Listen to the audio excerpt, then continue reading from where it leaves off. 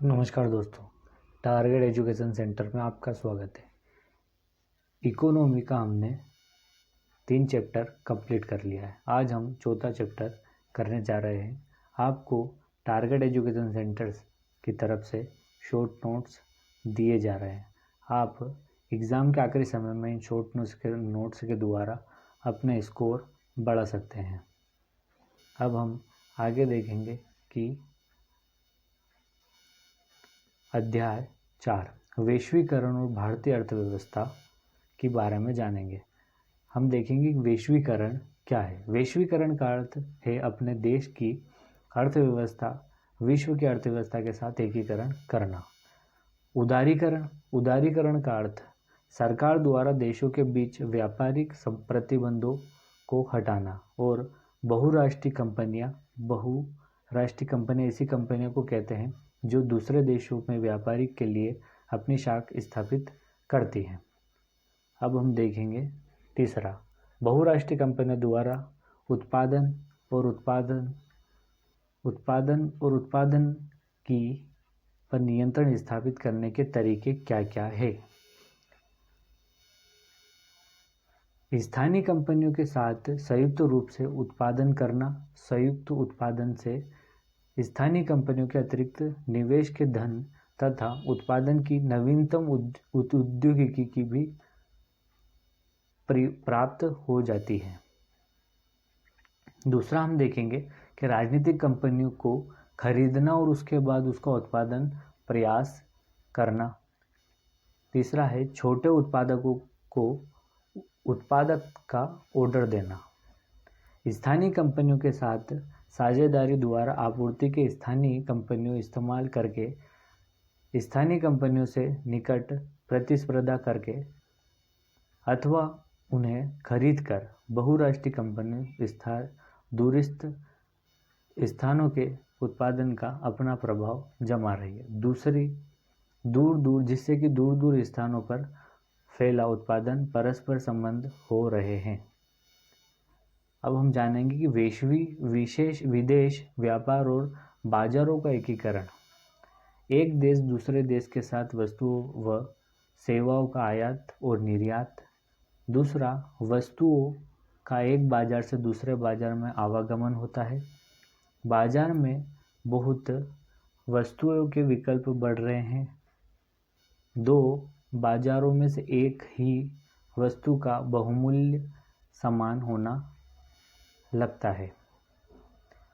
अब हम जानेंगे कि दो देशों के उत्पादन एक दूसरे से दूर होकर भी एक दूसरे के प्रतिस्पर्धा कर सकते हैं। इस प्रकार व्यापार के विभिन्न देशों के बाजार को जोड़ने या एकीकरण में सहायता होती है। व्यापार अवरोधक तथा इसका महत्व के बारे में हम जानेंगे।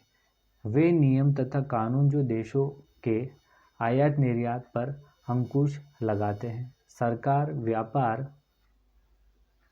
अवरोध का प्रयोग विदेशी व्यापार में वृद्धि या कटौती करने तथा देश में किसी प्रकार की वस्तुएं कितनी मात्रा में आयातित होना चाहिए और निर्णय करने के लिए कर सकती है।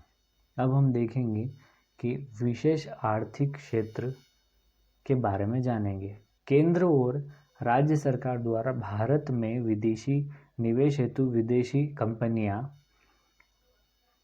आकर्षित करने के लिए ऐसे औद्योगिक क्षेत्रों की स्थापना जहां विभिन्न स्तरीय सुविधा, बिजली, पानी, सड़क और परिवहन, भंडारण, मनोरंजन और शैक्षिक सुविधाएं उपलब्ध है। भारत में वैश्वीकरण का प्रभाव। हम जानेंगे कि भारत में वैश्वीकरण का क्या प्रभाव है। स्थानीय और विदेशी उत्पादकों के बीच बेहतर स्पर्धा से उपभोक्ताओं को लाभ हुआ है।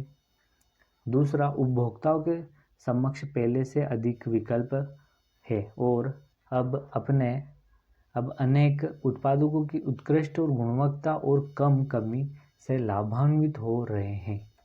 तीसरा है कि विदेश निवेश में वृद्धि हुई है। उद्योगों और सेवाओं में नए रोजगार उपलब्ध हुए हैं। शीर्ष भारतीय कंपनी बढ़ी हुई और प्रतिस्पर्धा से लाभान्वित हुए हैं। इन कंपनियों ने नवीनतम उद्योगों को और उत्पादन प्रणाली में निवेश कर अपने उत्पादन मानकों को ऊंचा उठाया है और भारतीय कंपनियों को बहुराष्ट्रीय कंपनियों के रूप में उभरने के लिए योग्य बनाया है। सेवा प्रदाता कंपनियों, विशेषकर सूचना और संचार प्रौद्योगिकी वाली कंपनियों के लिए नए अवसरों का सृजन किया है। अब हम देखेंगे क्वेश्चन के बारे में। जैसा कि हमने ये चैप्टर कंप्लीट किया, इसके 5 क्वेश्चन हम करेंगे। पहला, दूसरे देश में बहुराष्ट्रीय कंपनियों किस प्रकार उत्पादन या उत्पादक का निर्णय स्थापित करती है। दूसरा, विदेश व्यापार क्या है और विभिन्न देशों के बाजारों को एकीकरण में यह किस प्रकार मदद करती है। व्यापार अवरोध क्या है और सरकार व्यापार अवरोधों को प्रयोग क्या करती है, क्यों करती है। और विशेष आर्थिक क्षेत्र क्या है, सरकार की इसकी स्थापना क्यों करती है। भारत पर वैश्वीकरण का क्या प्रभाव पड़ता है। इसका पहला क्वेश्चन है कि दूसरे देश में बहुराष्ट्रीय कंपनियों किस प्रकार उत्पादन या उत्पादन पर नियंत्रण स्थापित करती है। इसका आंसर है कि बहुराष्ट्रीय कंपनियां वो कंपनियां होती है जो दूसरे देश में व्यापार के लिए अपनी शाखा स्थापित करती है और इसी प्रकार साधारण भाषा वैश्वीकरण का अर्थ अपनी अर्थव्यवस्था और विश्व आवश्यकताओं में समझौता पैदा करती है। वैश्वीकरण प्रक्रिया में बहुराष्ट्रीय कंपनियों की भूमिका राष्ट्रीय कंपनियों की वैश्वीकरण की प्रक्रिया में महत्वपूर्ण भूमिका रहती है। ऐसा वे अनेक प्रकार की अपना फैलाव दूसरे देशों में करती है। वह ऐसा स्थापित स्थानों और अपनी उत्पादन केंद्र स्थापित करती है जो बाजार में बिल्कुल निकट होते हैं ताकि माल के बेचने के आसान और उसका लाभ उठा सके।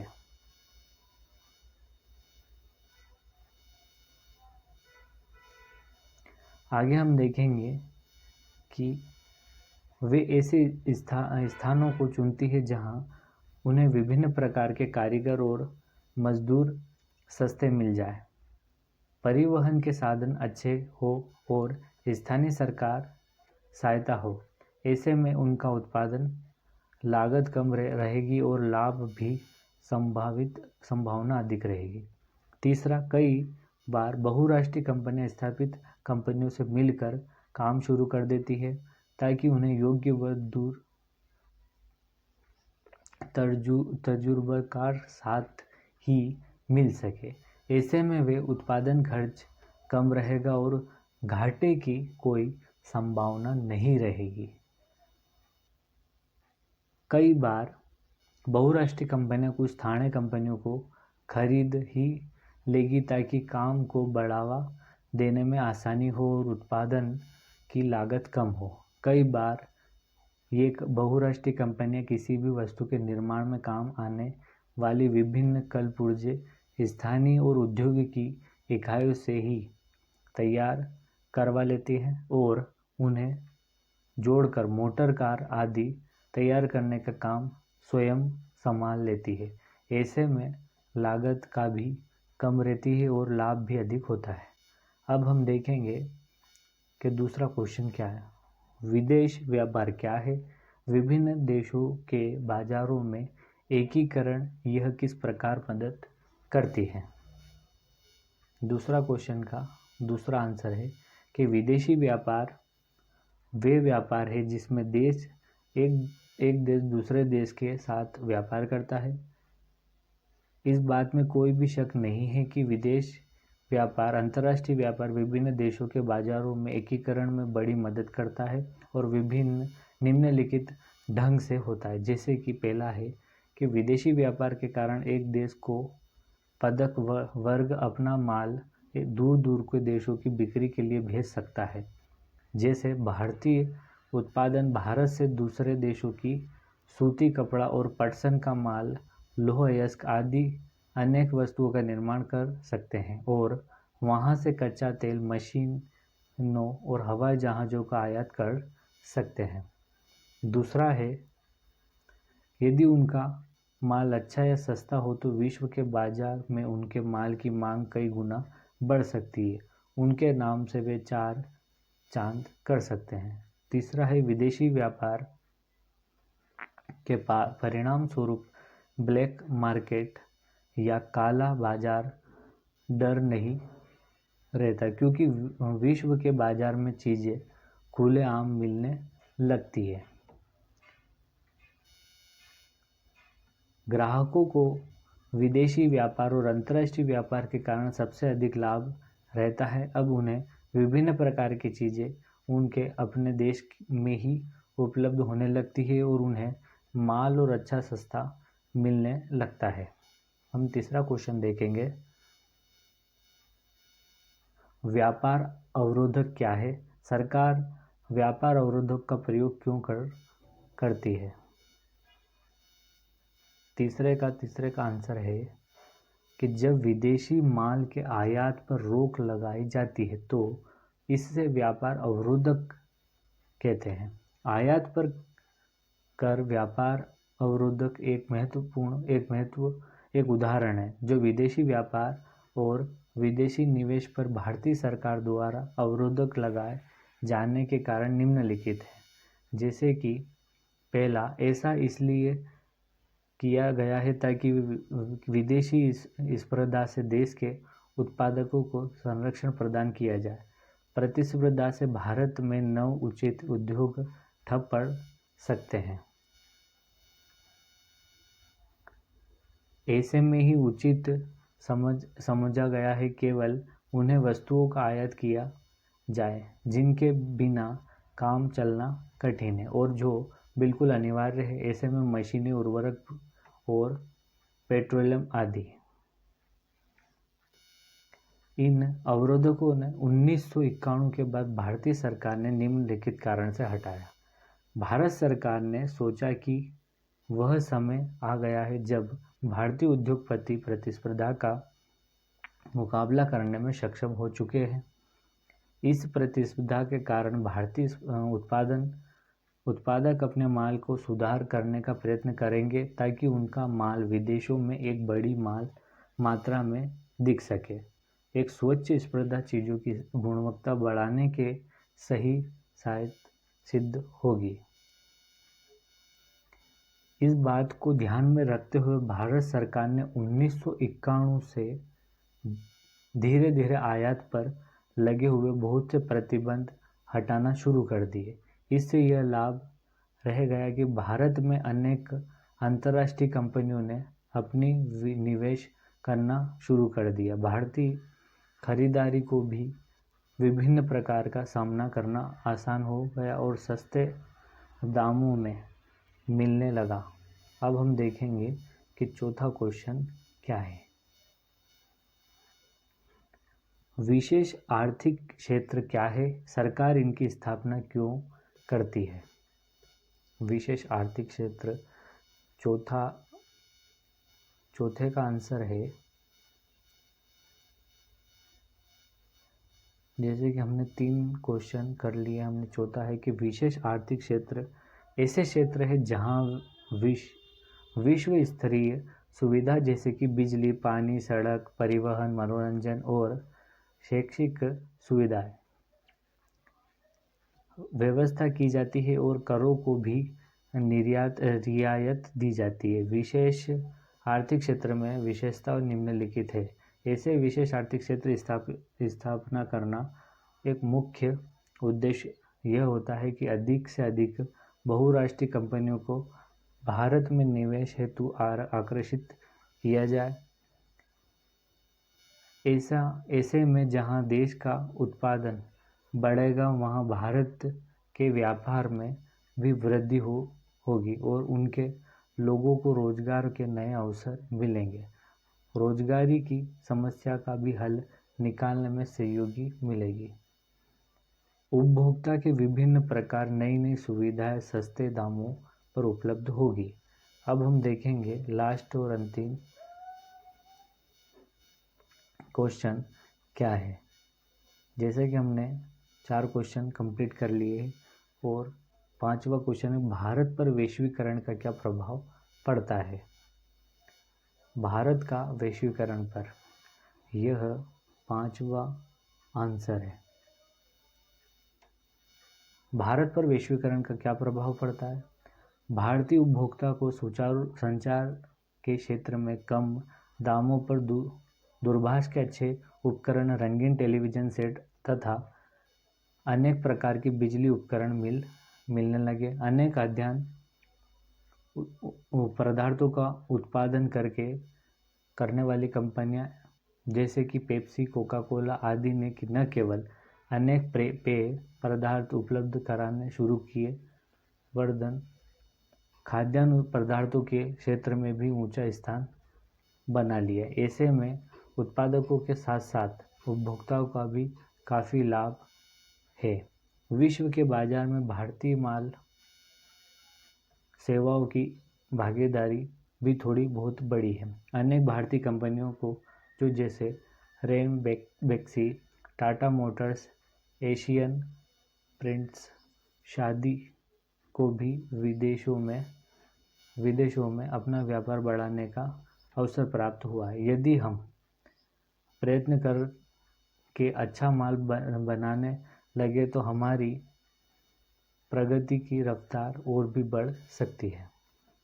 आगे हम देखेंगे कि भारतीय विदेशी मुद्रा में 1991 में केवल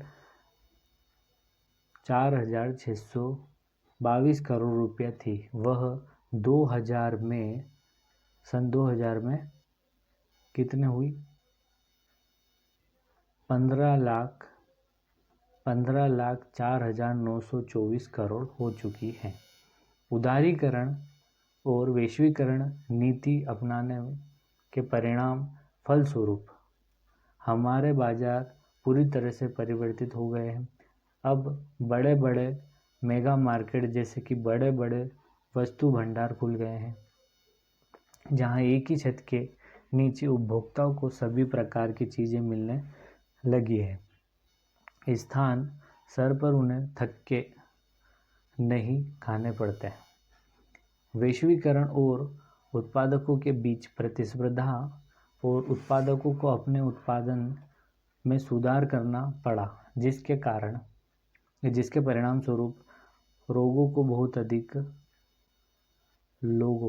बहुत अधिक राह उन्हें चीज़ें अच्छी और सस्ती मिलने लगी। जैसा कि हमने इसके चारों चैप्टर आज कंप्लीट करी है, इसका लास्ट चैप्टर भी हम कल करके यह पूरा सेशन समाप्त कर रहे हैं। आपसे एक ही निवेदन है कि इस चैनल को सब्सक्राइब ज़रूर करें और अपने दोस्तों से भी करवा लें।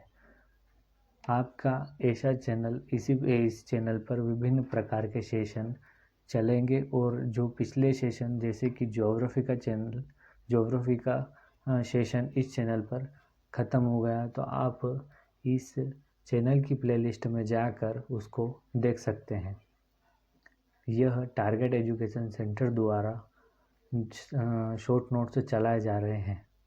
आप इस चैनल को लाइक करें, सब्सक्राइब करें और शेयर ज़रूर करें। धन्यवाद दोस्तों।